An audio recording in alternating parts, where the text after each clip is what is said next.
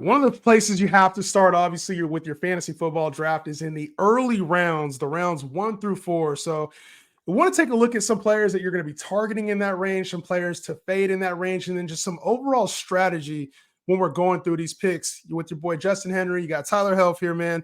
And Tyler, let's get right into some of these early round targets. Like, man, this early round, it has a lot of players, I would say, that are talented, right? Like, have been talented in years past. There's a lot of upside here. If there's any targets you had, give me one of the players that you're looking at. You're like, I cannot leave this early round without getting this player.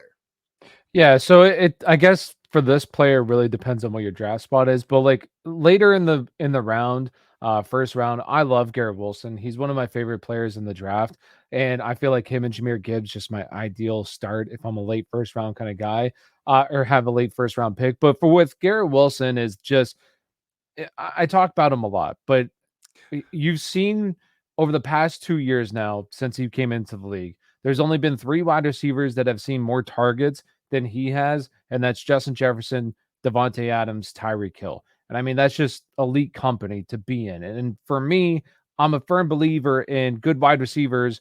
I just feel like this is also a fact, but good wide receivers earn the highest targets in the NFL.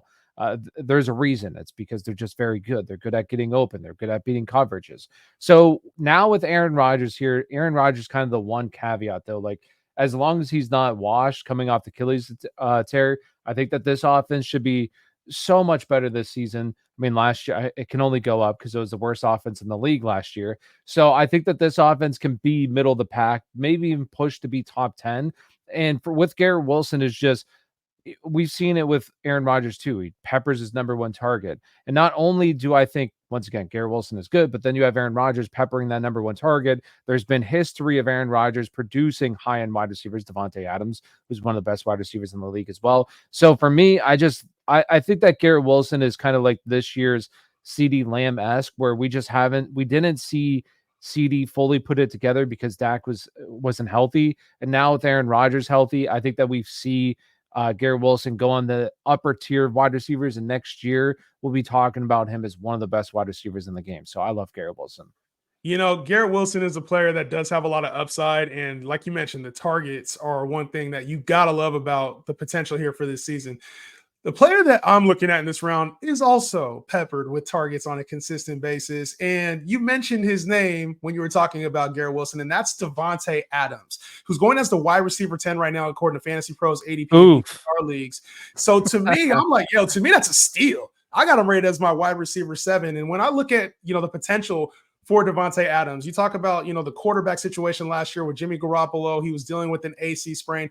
He still had 170 targets last year, which, for Devontae Adams is a normal season, but the numbers weren't normal. He only had just over 1,100 yards. He had 8 touchdowns last year. And that's the big difference with him is we're used to seeing Devontae Adams in the double-digit touchdown range. So when you bring in a quarterback like Gardner Minshew, you get a coach like Antonio Pierce who does love to force feed his main targets. I'm expecting a major bounce back campaign from Devontae Adams, who to me is a guy we'd normally be taking in the top 5 conversation if we didn't have any quarterback concerns. So I get the quarterback concerns. If you are not sure that Minshew can be more than just an average quarterback, I get it. And I think that even if he's average, he's going to be better than Jimmy Garoppolo was. So I think the floor is what we saw last year from Devontae Adams, and that was wide receiver 10 on the year in PPR leagues with 1,108. So to me, the catches will be there, more yardage, more touchdowns. It's a value right now getting Devontae Adams. I'm not gonna lie. Just right before we went live, I looked at my TikTok page and I answered a question. They said, "How do you feel about Devontae Adams?" I said, "I don't like him." I'm not like I just don't. I don't know. I just don't see it with the quarterback You don't situation. like talent. I think last year was his ceiling, not his floor with bad quarterback play. I don't think it's his.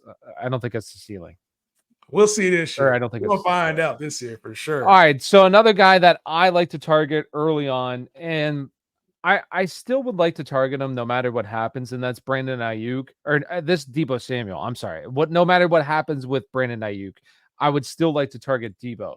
And the reason why is I saw another creator make a video in like guys who to fade, and he said Debo because Brandon Ayuk's the number one there, and I disagree. And like last year, Deebo Samuel averaged more fantasy points per game than Brandon Ayuk did last year. I don't think people understand that. He averaged over 16 fantasy points per game.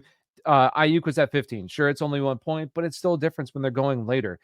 Deebo Samuel has averaged over 20 fantasy points per game just a few years ago, and he was top 3 at his position. So there's a massive ceiling to be had. Now, people will say, well, he's always banged up. And that's just kind of the risk that comes with him because he's different than all the other wide receivers. He runs the football, which is kind of a cheat code at the wide receiver position. That he not only can he have, I think that year that he blew up, he had 1,400 receiving yards, but he can also have like 300, 400 rushing yards and rushing touchdowns. I don't know how many rushing yards he actually had. I don't want to say that. Yeah. Let's take that off the record. I don't remember how many. Yeah. But he has that. He has some rushing volume, right? He's getting some volume. He gets a lot of volume, and he has rushing touchdown upside. Where I just, when you're looking at Brandon Ayuk right now, the situation is kind of muddied. I don't know what's going to happen with him. I don't know if he ends up getting traded. But regardless, like, this should be one of the best offense in the NFL. It's a hyper efficient offense, and like, Deebo is just one of one at the wide receiver position, where you can even say, like, I don't like to say this kind of stuff, but like, if something happens to CMC, I think that only just like makes Brandon Ayuk or makes Deebo Samuel this even more intriguing here, where he's already intriguing in my opinion, where if one injury happens, like, the dude could go nuclear. So I love targeting Deebo. I think he's just one of the best wide receivers. Like, he's a different wide receiver, but one of the best in the league. Bro, when you see all this Niner stuff in the back, you already know I'm agree with you on this one, Tyler. Like, Deebo was going to be crazy, especially if Brandon Ayuk, where it seems like he's going to get traded at some point here very soon. Deebo is a guy that he can produce top 5 wide receiver numbers when he's healthy throughout the whole year. His ceiling's top 3. Yeah, we've seen him do it. We have. So I love that pick there, man. Deebo is rising up the rankings.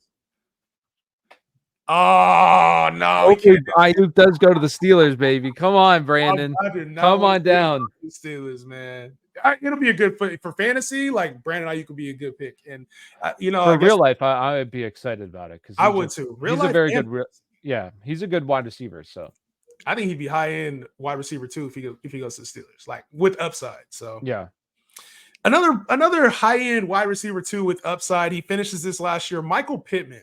And this is a player, I would say, Tyler, that there's a very big, like, a lot of people like him, a lot of people hate him at his ADP. He finishes the wide receiver 13 last year. He's kind of going around that range right now, wide receiver 16, which to me is a value for a player, big body receiver with, obviously the quarterback situation is what everybody's looking to, right?